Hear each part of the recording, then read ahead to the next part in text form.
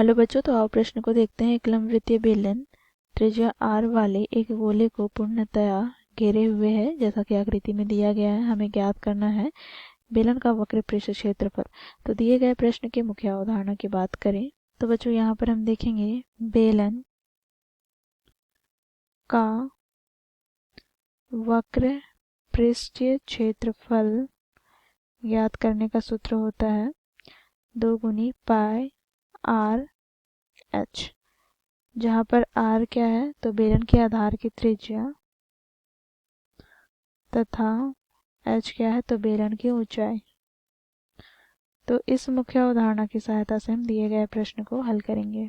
तो बच्चों देखो, यहाँ पर बेलन के आधार की त्रिज्या हमें r दिया गया है, तो यहाँ पर हम लिखेंगे क्योंकि हमें बेलन की त्रिज्या दिया गया है r। तो यहाँ से हम देखें तो बच्चों देखो, बेलन के अंदर में एक गोला रखा है जो कि पूर्णतः घेरा हुआ है। तो यहाँ से हम बात करें गोले के व्यास की, तो बच्चों देखो क्योंकि पूर्णतः घेरा गया है तो यहाँ पर गोले की त्रिज्या भी क्या हो जाएगी r के बराबर। ठीक है, r के बराबर। और बच्चों हम जानते हैं गोले का व्यास जो होता है वो किसके बराबर होता है तो त्रिज्या के दुगने के। तो यहाँ पर व्यास अर्थात d बराबर हो जाएगा 2 गुनी r। और यहाँ से हम ध्यान से देखें तो बच्चों देखो, क्योंकि गोले को पूर्णतः घेरा हुआ है यह बेलन, तो यहाँ से हम कहेंगे कि बेलन की जो ऊंचाई है वो किसके बराबर है तो गोले के व्यास के बराबर है। तो यहाँ से हमें प्राप्त हो जाएगा बच्चों तथा देखो बेलन की ऊंचाई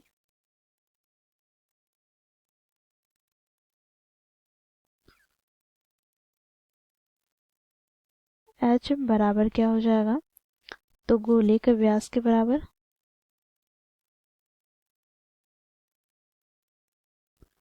अर्थात बच्चों देखो d बराबर 2 गुनी r के।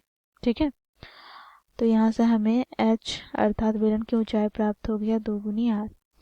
अब बच्चों हमें बेलन का वक्र पृष्ठ क्षेत्रफल ज्ञात करना है, तो यहाँ से हम लिखेंगे इसलिए बेलन का वक्र पृष्ठीय क्षेत्रफल ज्ञात करने का सूत्र होता है 2 गुनी पाई आर एच।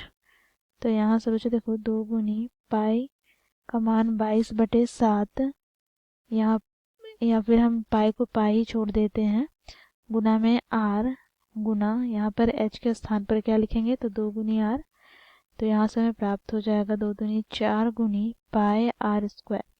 तो बेलन का वक्र पृष्ठ क्षेत्रफल हमें प्राप्त हो गया 4 पाई आर स्क्वायर। तो इस प्रकार बच्चों हम लोगों ने मुख्य अवधारणा की सहायता से दिए गए प्रश्न को हल किया। आशा करती हूँ आप लोगों को यह प्रश्न समझ में आया होगा। धन्यवाद।